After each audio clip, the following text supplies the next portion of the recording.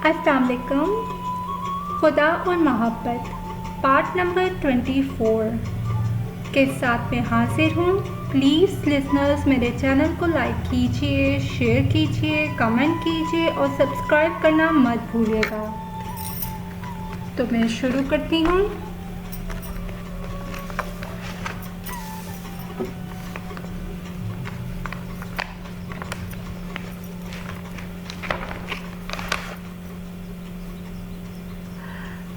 Tin की छत पर बारिश बूंदें मखसूस चलतरंग बजा रही थी। लगता था कि आज आसमान भी कसम खा कर खुल कर बरसने की कसम खा रखी है। कोई और वक्त होता तो मैं बारिश और टीन की जल तरंग का खूब लुत्फ़ उठाता, क्योंकि बचपन में और कामरान ऐसी बारिश में फ़ौरन मेरी दादी अम्मा की हवेली के टीन वाले छत वाले कमरे में भाग कर आ जाते और फिर हम टीन पर गिरने वाली बारिश या ओलों से पैदा होने वाली आवाज़ों को मेज़ बजा बजा कर मुख्तलिफ धुनों में ढालने की नाकाम कोशिश करते और चीख चीख कर गाने लगते थे। लेकिन उस वक़्त मेरा सारा ध्यान हया के फ़ोन की तरफ था। मेरी अपनी सोचों में 3 बज गए और मैं उस वक़्त चौंक कर उठा जब स्टेशन के बड़े घड़ियाल पर 3 बजे का घंटा बजा।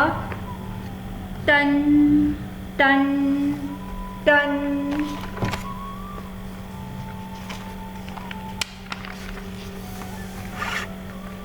ओह, उस वक़्त तो मुझे यहाँ से निकल जाना चाहिए था। इतनी तेज़ बारिश में जाने कोई सवारी भी मिलती है या नहीं। मैंने आसपास नज़र दौड़ाई। इब्राहिम मेरी अकलौती पैंट शर्ट हस्बे मामूल धुलवा कर और रेलवे के धोबी से इस्त्री करवा कर कमरे में लचका गया था। मैंने जल्दी से कपड़े तब्दील किए। मुझे खुद पर हंसी आ गई। मैंने एक भीगा जोड़ा जो मेरी वर्दी की सूरत में था वो तो उतार दिया था, लेकिन मेरे पास भला कौन सी छतरी थी जो मैं उस दूसरे जोड़े को उसे भीगने से बचा लूँ। बहरहाल इस वक़्त छतरी ढूंढने का वक्त नहीं था। मैं तेज़ी से कमरे से बाहर निकला, दरख्तों की आड़ लेता हुआ प्लेटफॉर्म की पटरी से होता हुआ प्लेटफॉर्म तक जा पहुंचा। बारिश की वजह से आसपास कोई नज़र नहीं आ रहा था।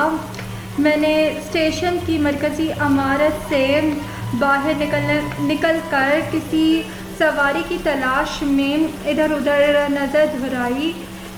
एक टांगा और 1-2 टैक्सियाँ वहाँ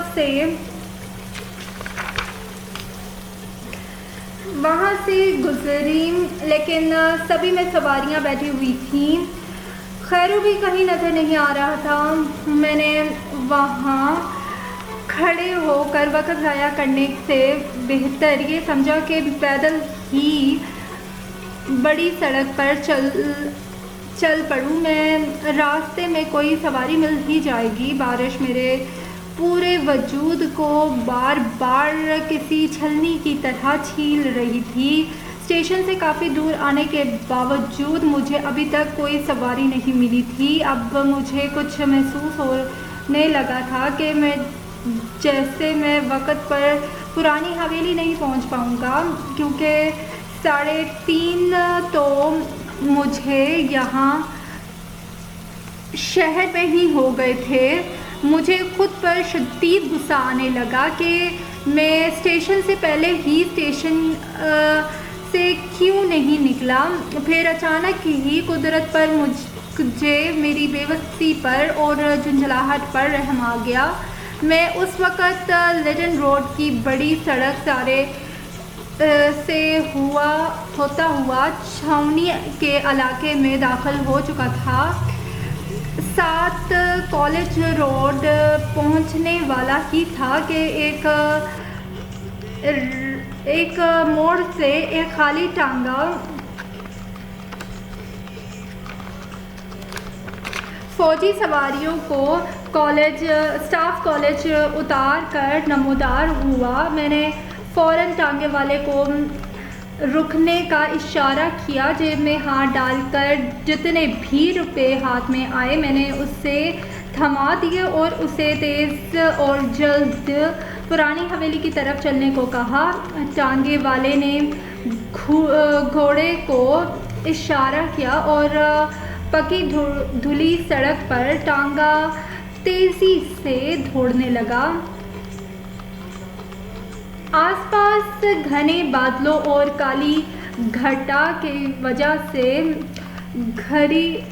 گہری شام جیسا اندھیرا چھانے لگا تھا۔ ایسے میں بجلی جب چمکتی تو یوں لگتا کہ جیسے کسی نے پل بھر کے لیے ماحوس پر کلی سی پھیر دی ہے۔ بادل ویسے بھی زور سے گرج رہے تھے اور برستی بارش کی بوچھاڑ میں بھاگتے ہوئے پانی سے شرابور گھوڑے کے نتنوں سے ہر لیتی سانس کے ساتھ گرم بھاپ کے مرگولے سے اٹھ رہے تھے۔ پکی سڑک سے اتر کر گھوڑا گیلی کچی زمین پر جمے پانی کے گھڑوں کی کیچڑ میں چھپ چھپ کی کرتا ہوا پرانی حویلی کے راستے پر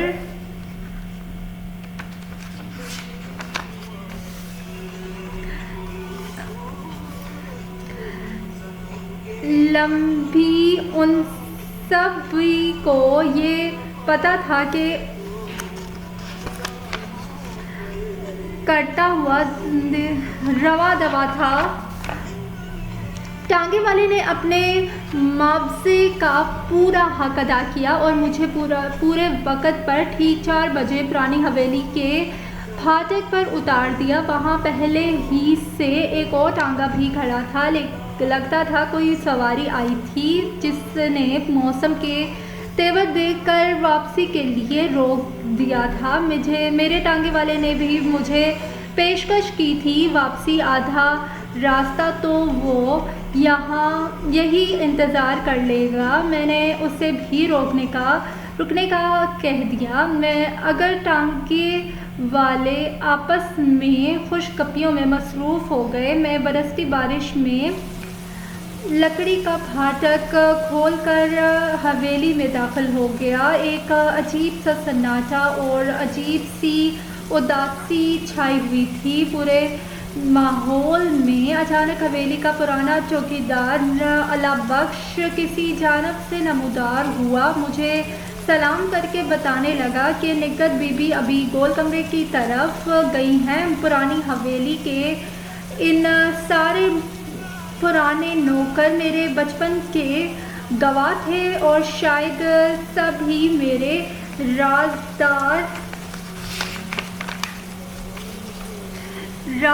بھی تھے۔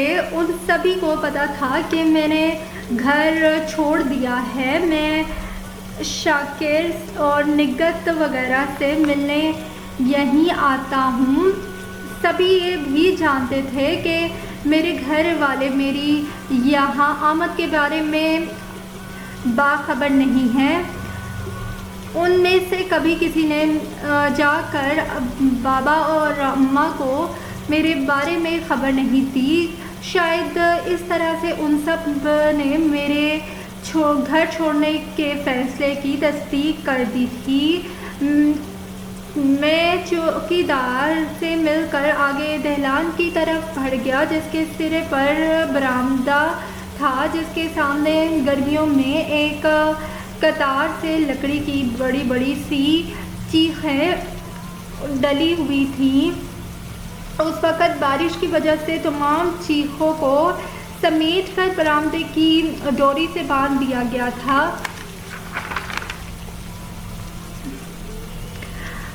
बरामदे की छत पर बने परनालों से बारिश का मटियाला पानी पूरी रफ्तार के साथ नीचे गिर रहा था।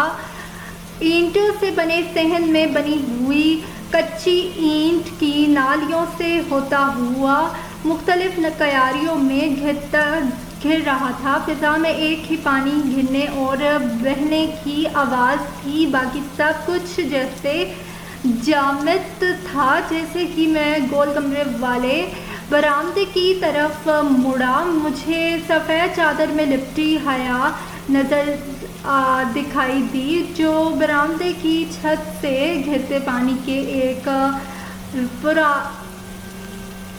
परनाले से बनती फवार को अपनी हथेली में जज़ब करने की कोशिश में हाथ फैलाए खड़ी थी। आहट सुनकर उसने जल्दी से हाथ खींच लिए और जल्दी से मुझे सलाम किया। मैं उसकी तरफ चला आया। आप इस मौसम में यहाँ तक कैसे पहुँची? सब खैरियत तो है? वो हल्के से मुस्कराई। हम तो आम और अच्छे मौसम में भी घर से नहीं निकल पाते। आपकी इन चार लाइनों ने आने पर मजबूर कर दिया। आपने तो दूसरा कोई चारा भी नहीं छोड़ा। मुझे उसके जवाब से कुछ उलझन सी हुई।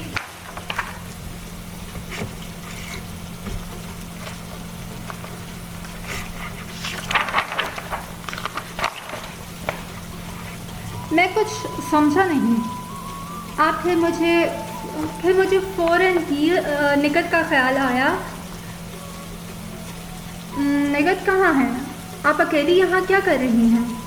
उसकी आंखों में अब वही मखसूस सी शरारत थी। वो सामने वाले कमरे की तरफ इशारा करके बोली, मैं अकेली नहीं हूँ, जाइए मिल लीजिए। मैं उसी हैरत और उलझन में उस नाजुक अंदाम को देखते हुए कमरे की तरफ बढ़ गया। अगर निकट अंदर कमरे में थी तो फिर वो बाहर बरामदे में बरसती बारिश में क्यों खड़ी थी? बिजली शायद बारिश आते ही जा चुकी थी। अंदर कमरे में 2-4 शमें रोशन थी। मैंने दरवाज़ा खोला तो चंद लम्हे मुझे अंधेरे में नज़र ही नहीं आया। दफतन बादल ज़ोर से गरजा और बिजली की लपक ने पल भर के लिए सब कुछ रोशन कर दिया। अंदर कमरे में दीवार के साथ सुकुड़ी बैठी हुई रेशमी वजूद की एक गठरी में पल भर के लिए एक जंबिश सी हुई, जिसके साथ ताक में रखी मोमबत्ती का शोला फड़फड़ाया और किसी के माथे पर वही एक मखसूस शरारती सी लट लहरा गई।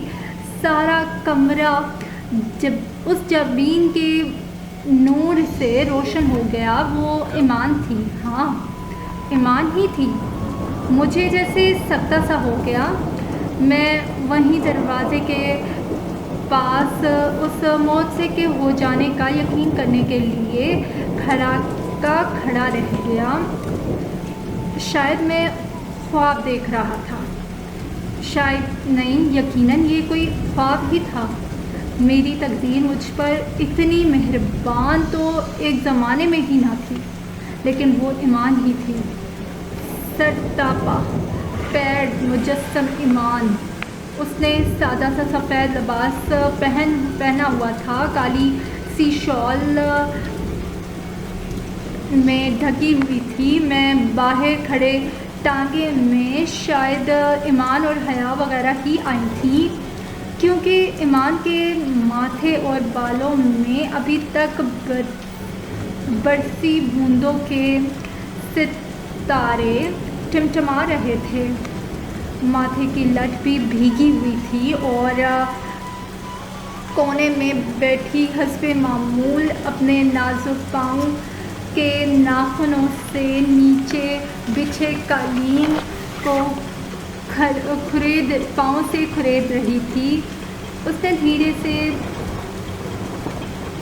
ویسے ہی سر جھکائے مجھے سلام کیا۔ چند لمحے تو میں کچھ بول ہی نہیں پایا، جیسے میری آواز ہی گم ہو گئی ہو۔ پھر بڑی مشکل سے میری زبان سے کچھ نکلا، آپ یہاں ٹھہریے، کچھ دیر لگے گی مجھے اپنی قسمت پر، خوش نصیبی پر یقین کرنے میں۔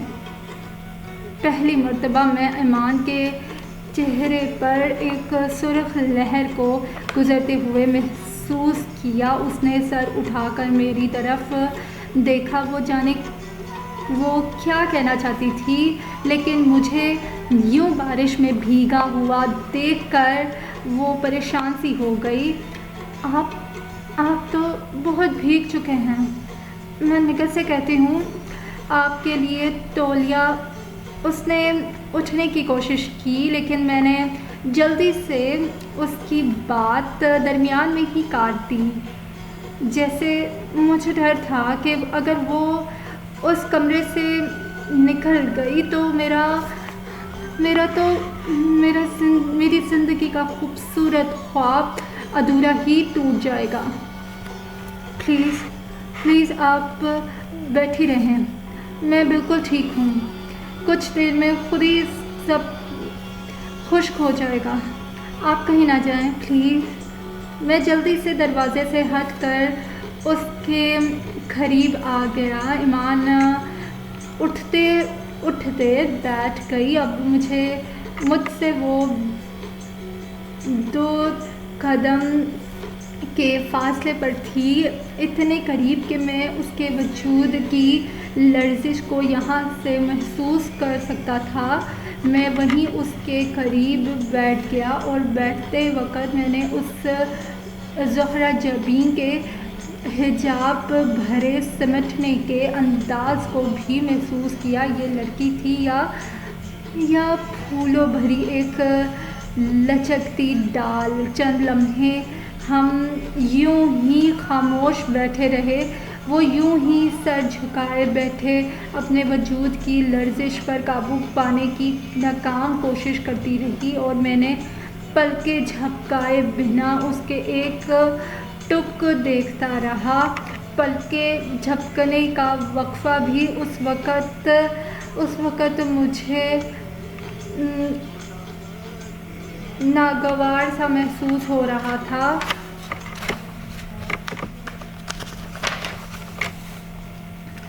وہ میرے سامنے بیٹھی تھی، مجھے سمجھ نہیں آ رہا تھا کہ میں اسے دیکھوں یا اس سے بات کروں۔ اتنی مشکل سے تو مجھے کبھی بھی محسوس نہیں ہوئی تھی۔ ہم دونوں کے بیچ کی خاموشی کا خلا صرف باہر برستی تیز بوندیں پورا کر رہی تھی۔ لگتا تھا کہ جیسے ہم دونوں بہت کچھ کہنا چاہتے تھے، لیکن اس وقت ہم دونوں کے لفظ ہی خاموش ہو گئے تھے۔ پھر اس نے اپنے مرمرے ہاتھ میں پکڑا وہ کاغذ کا ٹکڑا نکالا جس پر میں نے اس دن وہ چند شعر لکھے تھے۔ میں جانتا تھا کہ نکت اس تک یہ کاغذ کسی نہ کسی طرح ضرور پہنچائے گی۔ آپ نے یہ کیا لکھ بھیجا تھا مجھے؟ میں نے تو آپ سے صرف اتنی درخواست کی ہے کہ آپ اپنی ضد چھوڑ کر گھر واپس چلے جائیں۔ آپ میری بات کا مان کیوں نہیں کر لیتے؟ بولتے بولتے اس کی آواز ہلکی سی بھرا گئی۔ میں نے اسے دیکھا، وہ پہلے سے بہت کمزور نظر آ رہی تھی۔ اس کے نازک سے ہاتھوں کی پشت پر نیلی نیلی سی رگیں نظر آ رہی تھی اور چہرے پر بھی پیلا پن سا تھا۔ آپ تو مجھے بیمار لگ رہی ہیں، آپ کی طبیعت تو ٹھیک ہے؟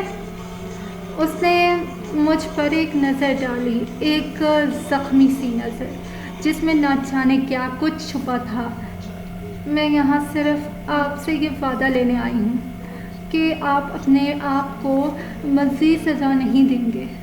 اس دن آپ نہیں جانتے، اس دن آپ کو اسٹیشن پر دیکھ کر میری کیا حالت ہوئی تھی۔ میں نے اپنے آپ کو اتنا ملامت کیا تھا کہ یہ سب کچھ میری وجہ سے ہوا ہے۔ نہ آپ مجھے دیکھتے اور نہ، خدا کے لیے ایسا مت کیجیے، نہ کہیے۔ آپ کو دیکھنا میری زندگی کا سب سے حسین حادثہ تھا، اور آپ کی محبت میری اس بے معنی زندگی کا حسین تجربہ ہے۔ اس محبت نے مجھے آپ سے ملوا دیا، ورنہ میں تو بنا خود کو پہچانے اس دنیا سے چلا جاتا۔ اب مجھے اپنی زندگی سے کوئی گلہ نہیں ہے۔ موت بھی آئی تو میری بات اس نے تڑپ کر کاٹ دی۔ آپ ایسی باتیں کیوں کرتے ہیں؟ کیوں مجھے میری نظروں میں بار بار گھراتے ہیں؟ کیوں؟ وہ اپنی بات پوری کرنے سے پہلے ہی رو پڑی۔ دو موٹے موٹے آنسو اس کی بڑی بڑی کالی آنکھوں سے چھلکے، اور زمین پہ گرنے سے پہلے ہی میں نے جلدی سے آگے بڑھ کر اپنی ہتھیلی پر انہیں سمو لیا، اور پھر مجھے پتہ ہی نہیں چلا کہ کب اور کس جذبے کے عالم میں میں نے وہیں سے بیٹھے بیٹھے اس کے دونوں کومل مخمل جیسے ہاتھ اپنے ہاتھوں میں لے لیے۔ باہر بادل زور سے گرجے اور بارش جھڑی اور تیز ہو گئی۔ باہر آسمان رو رہا تھا اور اندر ہم دونوں، جانے اس کا ہاتھ پکڑتے ہی خود میرے اندر سے یہ آنسو کا سیلاب کہاں سے باہر امڑ آیا تھا۔ اسے چپ کروانے کی بجائے میں خود بھی میری آنکھوں سے بھی آنسو ٹپ ٹپ گرنے لگے۔ اس کے نرم ہاتھ میرے ہاتھوں میں تھے۔ میں سر جھکائے بیٹھی، کیا سانسوں کی ڈور ٹوٹنے کے لیے اس سے زیادہ حسین اور کسی گھڑی کی تمنا کی جا سکتی تھی۔ ایمان نے نظر اٹھا کر بھیگی آنکھوں سے میری طرف دیکھا۔ مجھے زندگی میں پہلی بار اس کے حسن کو اتنے قریب سے دیکھنے کا موقع ملا تھا۔ اس کی ستارہ جبیں، بڑی بڑی کالی آنکھوں، ستوا سی چھوٹی ناک، اور لال زمرد جیسے نازک سرخ لبوں کی پنکھڑیاں، اور تھوڑی کا خم جسے مصور نے بڑی ادا سے رنگوں کو ایک مخصوص زاویے پہ لا کر موڑ دیا ہو۔ تو کوئی کمی نہیں تھی، ایک عجب سا نور تھا معروف کے چہرے پر۔ میں نے ہاتھ بڑھا کر اپنی انگلیوں سے اس کی آنکھوں کے بھیگے کنارے پونچھ دیے۔ اس نے دھیرے سے کہا، آپ میری بات مانیں گے نا حماد؟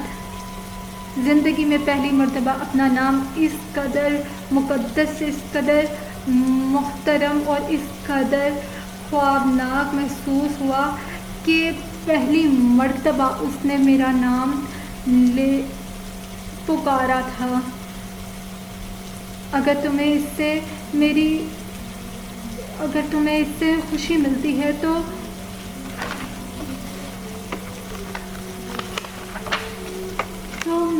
تو میں تمہاری خاطر یہ بھی کر گزروں گا۔ میرے منہ سے اپنے آپ کے لیے تم نکل گیا، میرے منہ سے اپنے آپ کے لیے تم نکل گیا۔ اس نے دھیرے سے اپنے ہاتھ مجھ سے چھڑائے اور اپنے دوپٹے کے ساتھ گانٹھ کھول کر نہ جانے کیا چیز ہتھیلی میں پکڑ لی۔ پھر اس نے ہتھیلی میری سامنے کی اور کھول دی۔ اس کی ہتھیلی میں وہی 2 موتی جگمگا رہے تھے جو میں نے نگہت کے ہاتھ اس کو واپس بھیجوائے تھے۔ یہ آپ کی امانت ہے۔ آپ کی یہی ضد تھی نا کہ میں خود انہیں آپ کو واپس کروں۔ میں نے آپ کی یہ ضد بھی پوری کر دی۔ آپ انہیں اپنے پاس رکھ لیں۔ میرے پاس آپ کو دینے کے لیے اس کے علاوہ اور کچھ بھی نہیں ہے۔ یہ کہتے کہتے اس کی آنکھیں پھر چھلک پڑیں۔ اس نے جلدی سے اپنا سر گھٹنوں میں چھپا لیا۔ مجھے سمجھ میں نہیں آ رہا تھا کہ میں اس گل اندام کو کیسے سنبھالوں، کیا تسلی دوں۔ یہ تو مجھ سے زیادہ گھائل نظر آ رہی تھی۔ میں نے دونوں موتی اس کے ہاتھوں سے لے کر اپنی آنکھوں سے لگا لیے، انہیں چوما اور اپنی جیب میں ڈال دیے۔ ایمان پلیز چپ ہو جاؤ۔ یہ 2 موتی میرے لیے 2 جہانوں کے لیے، جہانوں کے تمام نعمتوں سے بھی بڑھ کر ہیں۔ اسے بڑھ کر کوئی مجھے کیا دے گا؟ سچ کہوں تو مجھے آج میری محبت بری لگ رہی ہے۔ اس نے مجھے تو رونا سکھا دیا، آج تمہاری آنکھوں میں بھی آنسو بھر دیے ہیں۔ واقعی میں بہت برا ہوں، میں بہت بری ہوں، میری محبت بھی بہت بری ہے۔ اس نے تڑپ کر سر اٹھایا اور اضطراری طور پر میرا ہاتھ پکڑ لیا، جیسے میری بات کاٹنا چاہتی ہو، مجھے اپنی محبت کو برا بولنے سے روکنا چاہتی ہو۔ ایسا نہ کہیں، اگر کوئی برا ہے تو صرف میں ہوں، اگر کوئی قصوروار ہے تو میں ہوں، صرف میں ہوں۔ میں آپ کی محبت کے بدلے میں آپ کو کچھ نہیں دے پائی۔ آپ نہیں جانتے حماد، میں کتنی مجبور ہوں، کتنی بے بس ہوں۔ ابا نے ساری زندگی کسی خوشی کا منہ نہیں دیکھا۔ میں اور حیا ابھی چھوٹے تھے جب ہمارے بڑے بھیا آنن فانن بیماری کا شکار ہو کر ہم سب سے منہ موڑ گئے۔ ابا ان کا غم دل سے نکال ہی نہیں پائے۔ انہوں نے مجھے اور حیا کو ہر نعمت لا کر دی جس کی کوئی اولاد خواہش کر سکتی ہے۔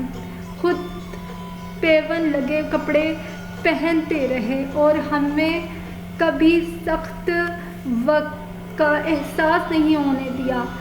بھیا کے بعد انہوں نے اپنی ساری توقعات مجھ سے وابستہ کر لی تھیں، تبھی انہوں نے مجھے گھر میں ہی دنیاوی اور دین کی تعلیم سے آراستہ کیا۔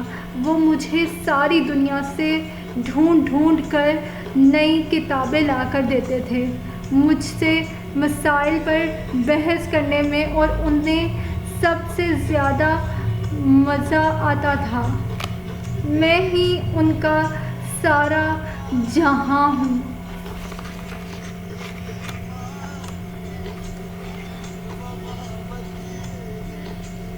میں ہی ان کا دن ہوں، میں ہی ان کی رات ہوں۔ میرے سفید دامن پر ایک دھبا بھی ان کی جان لے لے گا۔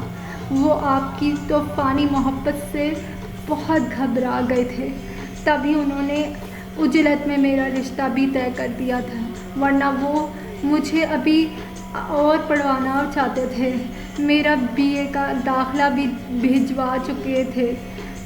آپ کی دیوانگی، آپ کے جنون کے آگے سب بہہ گئے۔ میرا چپ چاپ خاموش بت بنا میں چپ چاپ خاموش بت بنا اس سنگ مرمر کے حسین مجسمے کے لبوں سے لفظوں کے موتی گرتے دیکھ رہا تھا۔ تم بھی میری محبت، میرے عشق، میری دیوانگی، میرے جنون کو غلط سمجھتی ہو۔ میرے ہاتھ پر ایمان کی گرفت مضبوط ہو گئی۔ مجھے لگا کہ وہ میرے ہاتھوں کو تھام کر آج میری روح ہی کھینچ لے گی۔ شروع میں آپ نے نگت کے ذریعے حویلی میں بات کرنے کے لیے بلایا تو مجھے واقعی بہت برا لگا تھا۔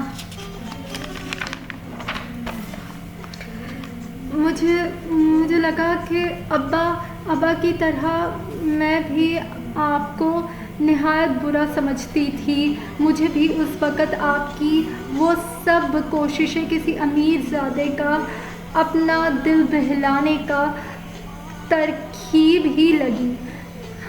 ہاں، ایک دن آپ کے گھر والوں نے ابا کے ساتھ برا سلوک کیا تو میں بہت روئی۔ میں سوچتی تھی کہ آپ کے گھر والوں نے آپ کے قصور کی سزا ہمیں کیوں سنا دی۔ پھر نگت سے پتہ چلا کہ آپ نے گھر میں چھوڑ دیا۔ اس وقت میں نے اسے آپ کا ایک جذباتی فیصلہ سمجھا تھا۔ یہی سوچتی تھی کہ آپ 2-4 دن میں گھر واپس آ جائیں گے۔ پھر میں نے ابا کو دوبارہ بہت پریشان دیکھا جس دن آپ ہمارے گھر میرا رشتہ مانگنے آئے تھے۔ اس دن کے بعد سے میں نے آج تک ابا کو کبھی چین کی نیند سوتے نہیں دیکھا۔ ساری رات ٹہلتے رہتے ہیں۔ میری اماں ایک سیدھی سادی سی عورت ہیں جو صرف رو کر ہی اپنے شوہر کا دکھ بانٹ سکتی ہیں۔ تو عبداللہ نے بتایا کہ آپ نے ابا کی مسجد میں آنا شروع کر دیا ہے۔ جانے کیوں؟ سب کچھ جانتے ہوئے بھی عبداللہ نے تب بھی اور نہ ہی آج تک آپ کے بارے میں کوئی سخت لفظ استعمال کیا ہے۔ میرا دل اس بات کو نہیں مانتا تھا کہ کسی اجنبی کے لیے جسے آپ کی زندگی بھر میں 2 ملاقاتیں بھی نہ ہوئی ہوں، کوئی اس کے لیے اس طرح دنیا تیاگ کیسے کر سکتا ہے۔ لیکن وہ پھر ہو کر ہی رہا جس سے میرا دل اس دن تک جھٹلاتا رہا تھا۔ اس دن آپ کو ریلوے اسٹیشن کے مزدور کے حلیے میں دیکھ کر ہی ایک ہی لمحے میں میری زندگی کا سفر، میری ساری زندگی کا فخر، میری ساری زندگی کا غرور، میں سب ایک مان پل بھر میں ریزہ ہو گئے۔ آپ کی محبت کسی بے لگام آندھی کی طرح آئی اور ایک ہی جھٹکے میں میرے دل کے برسوں سے بند کباڑ توڑ کر اندر داخل ہو گئی۔ میں کچھ بھی تو نہیں کر پائی۔ مجھے محسوس ہوا کہ یہ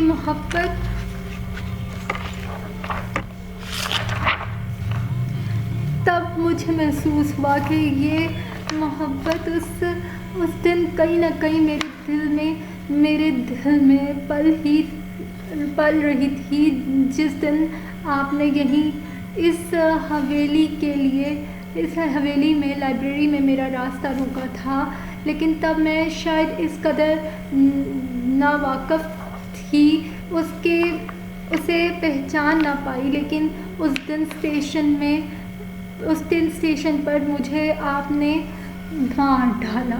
اب سے لے کر اب تک، اس دن سے لے کر اب تک مجھے ایک پل بھی قرار نہیں آیا۔ میں ہر وقت یہی سوچتی رہتی ہوں کہ کیسا جذبہ ہے وہ جو پل میں شہنشاہ کو فقیر اور فقیر کو شہنشاہ بنا دیتا ہے۔ یہ کیسا درد جو دکھائی نہیں دیتا لیکن ہر آتی جاتی سانسوں کے ساتھ چیرتا رہتا ہے۔ کتنا بے بس کر دیا ہے اس جذبے نے مجھے، کتنا مجبور۔ وہ حیرت سے گنگ اس مہتاب کو سنتا رہا، اس کے پلکوں سے گرتے موتی چنتا رہا۔ وہ اس وقت مجھے وہ کسی پریوں کی شہزادی معلوم ہو رہی تھی جس کی باتیں میرے لیے کسی الف لیلوی داستان سے کم نہیں تھی۔ ان چند لمحوں نے ہی میری بے توقیر محبت کو اس قدر معتبر بنا دیا تھا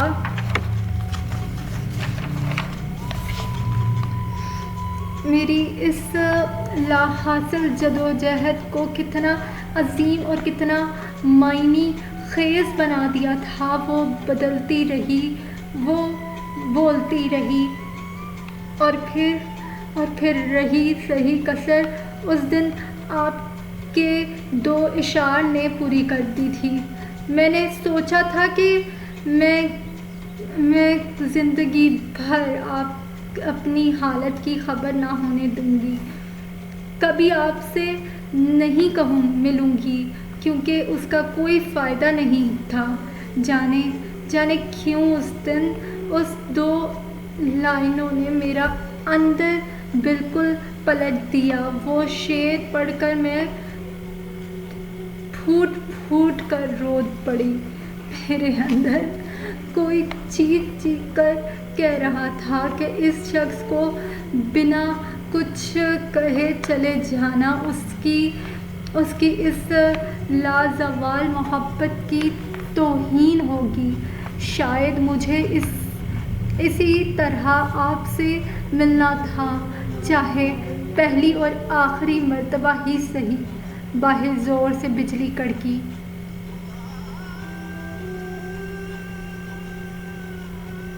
ایک لمحے کے لیے بالکل کمرے میں اتنی روشنی ہو گئی کہ میں نے اس کے لرزتے لبوں پر جمی شبنم کے قطرے بھی دیکھ لیے۔ اس نے بتایا کہ نگہت سے اسٹیشن ماسٹر کے کمرے کا فون نمبر معلوم کرنے کے بعد انہیں آج موقع ملا تھا کہ حیا کے ذریعے پڑوس کے ماسٹر صاحب کے گھر سے فون کروا سکیں، کیونکہ مولوی صاحب 2 دن کے لیے گھر سے باہر کام کے سلسلے میں گئے تھے۔ ایمان نے بتایا کہ یہاں تک پہنچنے میں اسے کس قدر دشواریوں کا سامنا ہوا ہے یہ صرف وہی جانتی تھی، اور اگر ایسے میں حیا اور نگہت اس کی مدد نہ کرتی تو اس کا مجھ سے یوں ملنا ناممکن تھا۔ جانے اتنے دنوں میں اس نازک اندام پر کیا بیت چکی تھی۔ اب مجھے محسوس ہوا کہ وہ اتنی نڈھال ہو چکی تھی کہ بات کرتے ہوئے بھی باقاعدہ اس کی سانس پھول رہی تھی۔ مجھے خود پر غصہ آنے لگا۔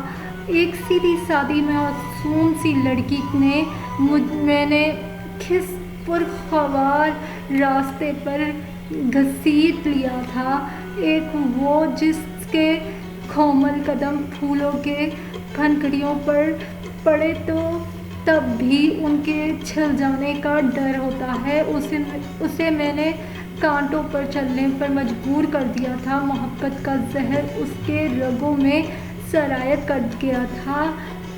ہاں، سارا قصور ہی محبت کا تھا۔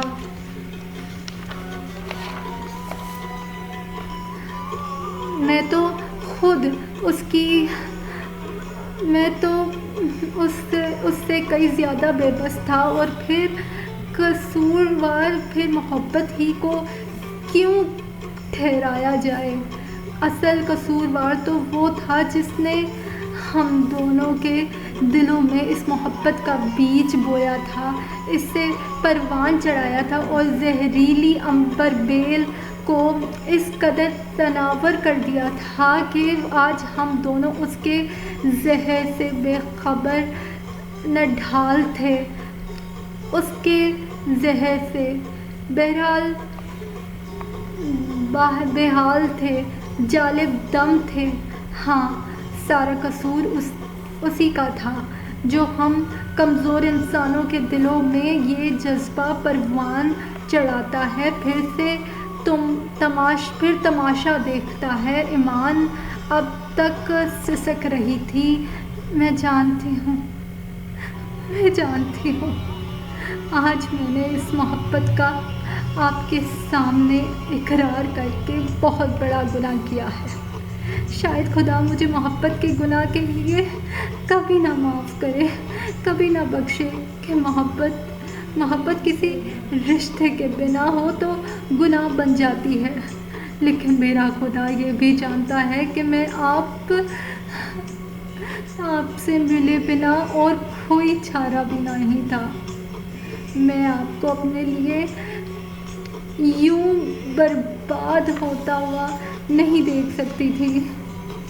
آج کے بعد میری ساری زندگی اپنے اس گناہ کی معافی مانگتے میں ہی گزرے گی، لیکن آپ مجھ سے وعدہ کیجیے کہ اپنے آپ کو میری وجہ سے، میری محبت کی وجہ سے مزید نہیں جلائیں گے۔ یہ ہماری آخری ملاقات ہے، لیکن مجھے یقین ہے کہ آپ میری پہلی اور آخری کوشش کو حاصل نہیں جانے دیں گے۔ میں چاہتی ہوں کہ آئندہ جب کبھی زندگی میں آپ کا نام کسی حوالے سے میرے سامنے آئے تو اس کے ساتھ یہ جوگ کہ یہ خود کو جلا کر راکھ کر دینے والی باتیں نہ ہوں۔ میں اپنی خوشی کے لیے آپ سے آپ کی خوشی مانگنے آئی ہوں۔ میں نے تڑپ کر اس کی طرف دیکھا۔ مجھ سے میری جان مانگتی ہو جس پر میرا کم از کم اختیار تو نہیں ہے۔ مجھ سے وہ نہ مانگو جو خود میرے بس میں نہ ہو۔ کیوں زندگی اس ملاقات کے سہارے نہیں کاٹ سکتے؟ کیا آپ اس ملاقات کے سہارے اپنی زندگی نہیں کاٹ سکتے؟ چند سالوں کا یہ محدود سفر صرف اس ملاقات کی یاد میں بسر نہیں ہو سکتا؟ مجھے پورا یقین ہے میں یہاں نہیں تو نہ صحیح اگلے جہان میں وہاں میں ضرور آپ کے ساتھ ہوں گی۔ بس اتنا سا وعدہ نہیں دے سکتے مجھے آپ؟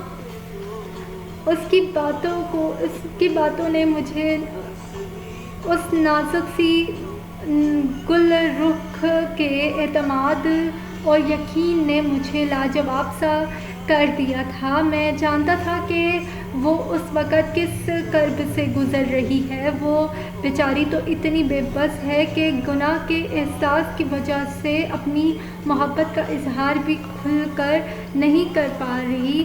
زندگی میں پہلی مرتبہ ان لمحوں میں مجھے گناہ و ثواب اور سزا و جزا کے اس تصور سے ہی شدید نفرت محسوس ہوئی تھی۔ مجھے پھر ایسا لگا کہ مذہب میری محبت پر ایک مرتبہ پھر ڈاکہ ڈال رہا ہے۔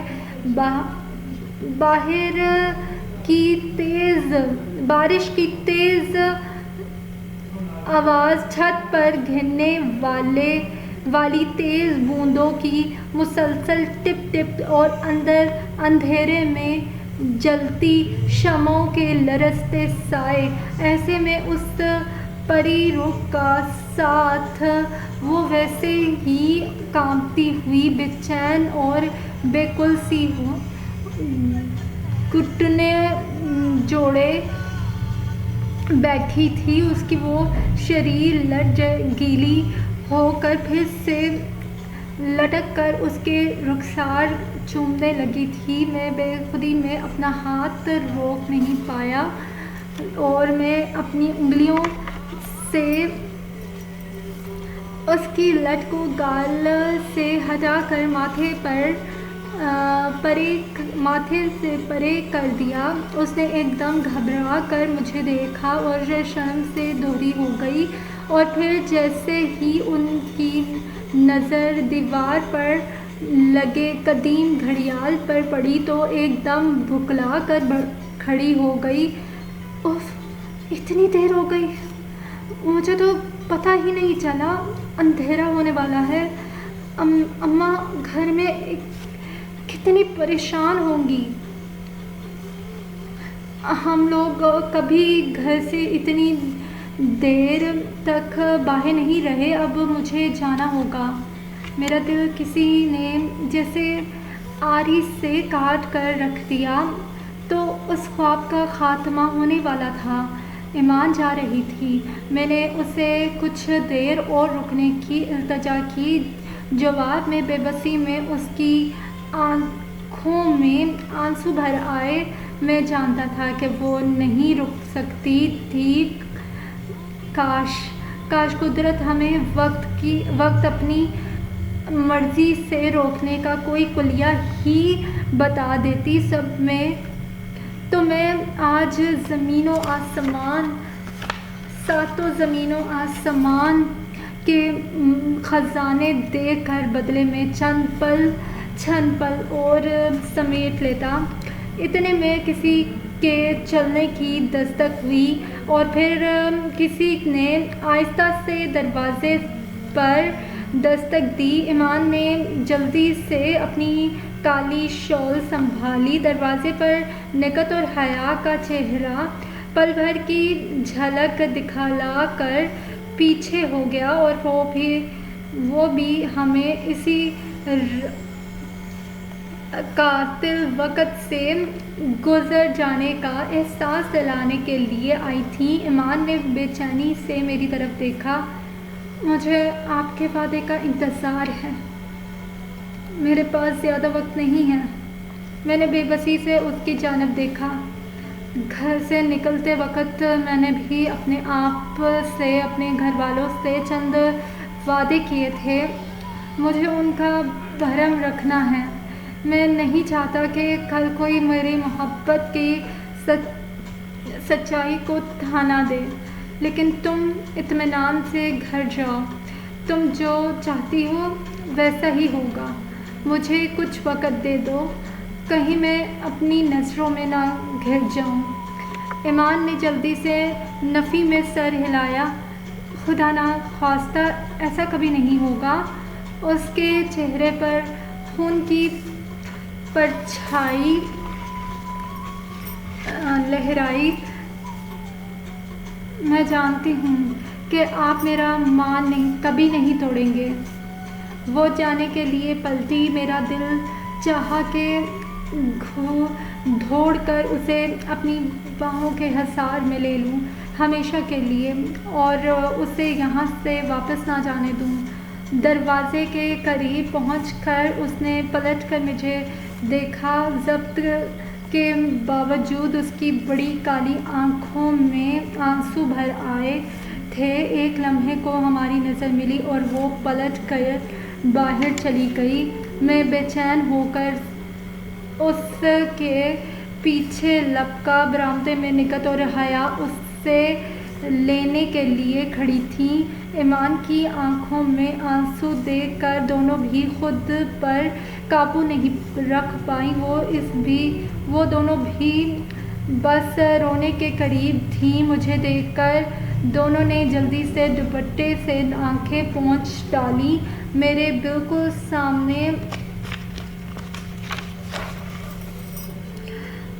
हया मेरे बिल्कुल सामने ही ईमान के साथ सर झुकाए खड़ी थी। उस अजनबी और अनजानी सी लड़की ने मुझ गैर के लिए क्या कुछ नहीं किया था। حتیٰ کہ آج میری ایمان سے ملاقات بھی کروائی تھی۔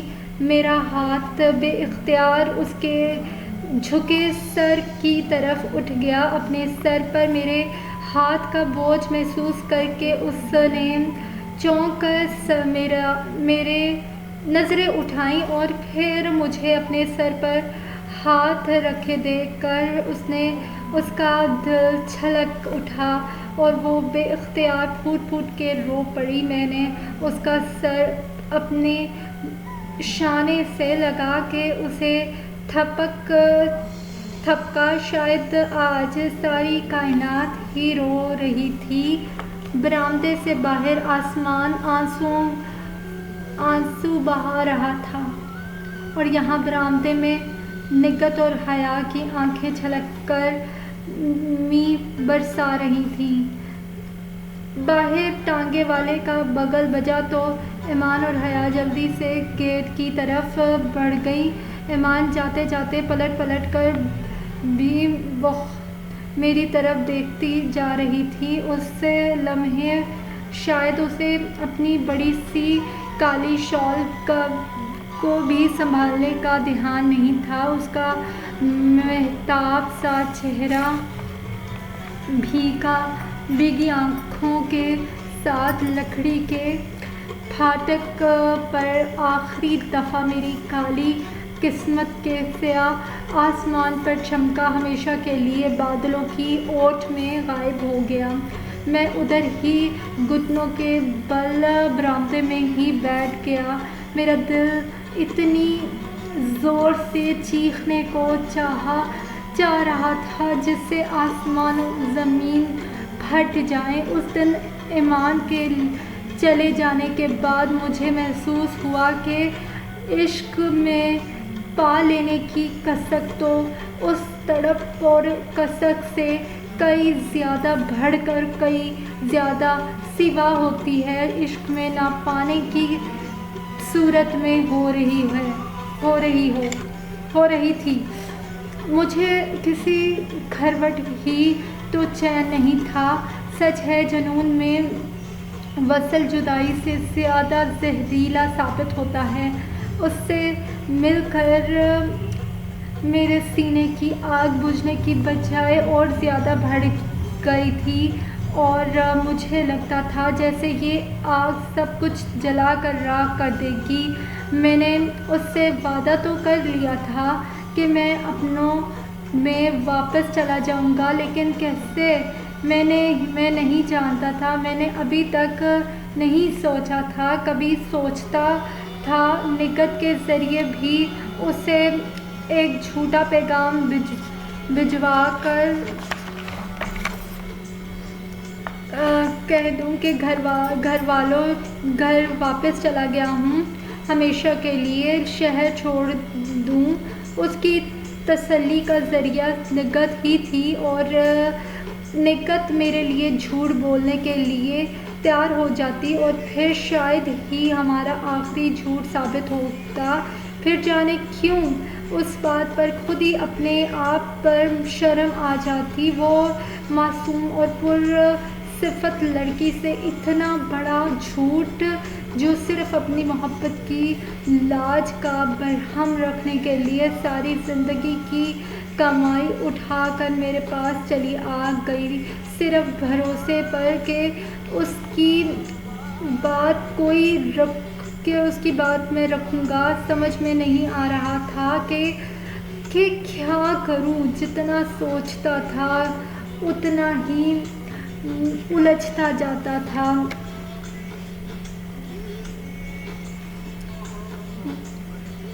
وہ اس دن کے گئی تھی کہ کیا ساری زندگی صرف ایک ملاقات کے سہارے نہیں کاٹی جا سکتی؟ اب یہ سوچتا تھا کہ کاٹی جا سکتی ہے۔ اس کے لیے مجھ جیسے کمظرف کے لیے ایک اور مرتبہ کا پورا ہونا ضروری ہے، ایک اور شرط کا ہونا پورا ضروری ہے، وہ یہ کہ اس ملاقات کے بعد ہی میرے ہوش و حواس ہی چھین لیے جاتے۔ اس سے ملنے کے بعد کمبخت حافظہ بھی تو میرا سب سے بڑا دشمن ثابت ہو رہا تھا۔ ایک ہفتہ بیت چکا تھا اس سے ملاقات کیے، لیکن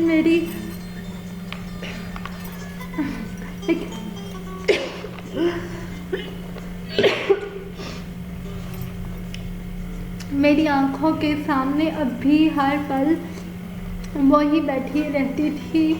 میری سانسوں میں اب بھی اس کی مانوس خوشبو بسی ہوئی تھی، میری سماعتوں میں اب بھی اس کی وہ روح کو کھینچ لینے والی ملائم آواز اور چوڑیوں کی کھنک ارتعاش بکھیر رہی تھی۔ میرے لمس اب تک اسی کے جاتے ہوئے لمس کی عادت سی پڑ گئی تھی۔ یہ کیسی عجیب ملاقات تھی! میں ان چند گھڑیوں کی ملاقات کے بعد اپنی اسے پہلی گزاری ہوئی اپنی تمام عمر ہی بھول گیا تھا۔ میں اس ملاقات سے کیا تھا، پہلے کیا تھا اور میری پسند ناپسند کیا تھی۔ تمام ذائقے، تمام خوشبوئیں، تمام حسیات جیسے مٹ سی گئی تھیں مجھ سے۔ میرا سایہ تک جیسے چھن گیا تھا، بس ایمان اور ایمان ہی باقی رہ گئی تھی۔ ایسا لگتا تھا کہ جیسے میرا وجود اسی دن دنیا میں وارد ہوا ہو جس دن میری ایمان سے وہ آخری ملاقات ہوئی تھی۔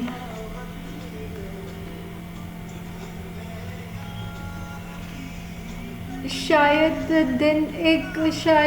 اس دن میں فنا بھی ہو گیا تھا۔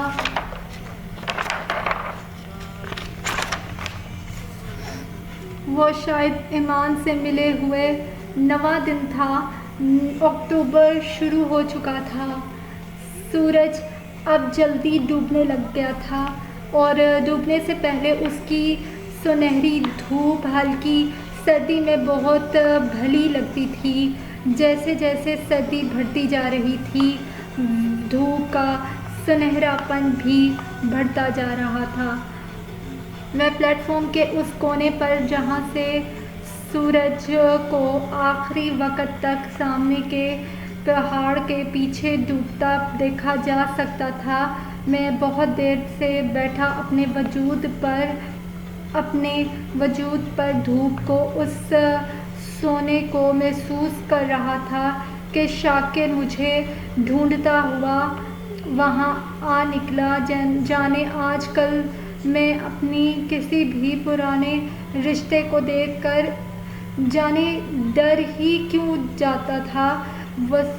وسوسے دل میں گھر کرنے لگتے تھے۔ وہ زیادہ دیر تک نہیں بیٹھا، وہ نکت کا رکا دینے آیا تھا۔ اس نے میرے گھر والوں کے بارے میں بتایا۔ امی پوری طرح سے ٹوٹ چکی ہیں، کمشنر صاحب کی ان سے اس موضوع پر کئی مرتبہ بحث ہو چکی ہے۔ وہ سب یہ بھی جان چکے ہیں کہ میں کراچی یا اسلام آباد میں کسی دوست کی طرف نہیں ہوں۔